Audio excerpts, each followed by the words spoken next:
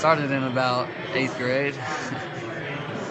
He was probably, I guess, a junior in high school, or I might have been 7th grade. I don't know.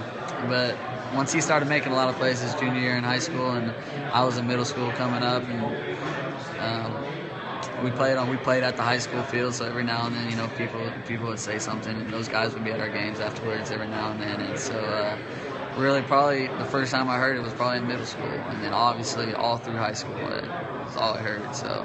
Is that something you thought was cool? I mean, is that a guy you kind of modeled yourself after? Yeah, Coop's a legend in Mustang, and that's no lie. He's the man back in those parts. They went to a state championship his junior year, and they set all sorts of state records. Passing, receiving, all those guys. It was a fun time in Mustang's football history, that's for sure. They made a run through the playoffs. I'll never forget that, going to those playoff games, the state championship game at OU, and watching all those guys. And so when that started happening, that comparison started happening, it was definitely an honor for me.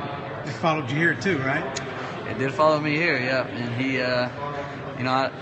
whether he would have came here or not, I saw myself ending up here. But the fact that he was here, and then the recruiting process for me, he was a guy that was always here for me, and I could always talk to him up here, and we were in contact during those times and everything. So it was, I guess, kind of a blessing in disguise for me just to have someone to look up to once I got here, and the fact that he was here for 1 year with me. How do you see your progress now to your senior year? When you look back at how things were going early and kind of where you are now, last year and this year? Oh, yeah, it's come a long ways, from the times in my early years here of battling injuries, and,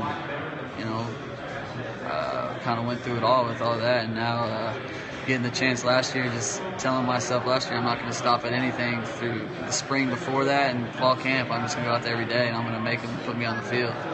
And that's what I told myself every day. Every day I'm earning my job, no matter if I'm in a starting role or not. And I'm going to make them get me the ball. And so it's definitely the mindset I had, and it's the same mindset I had going into this year. Because with the guys that we have around, there's only one football on the field at a time. And so guys are pushing for it. And we have a lot of talent in our receiving corps, and it's just something that I've kind of prided myself on. Every day matters, and every day counts. Was the big thing for you just staying healthy, you think? That matters. It matters to everybody, staying healthy, no matter what sport you're in. If you're not healthy, you're not able to perform. And so there's times where you got to fight through things that you can fight through, and that happened too. But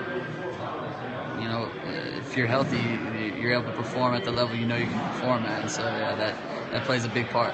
That stick-to-itiveness that you're talking about, you're going to make them throw the ball. It pays off if you keep at it, right? Yeah, absolutely. Yes, sir. Is that sort of what you're finding?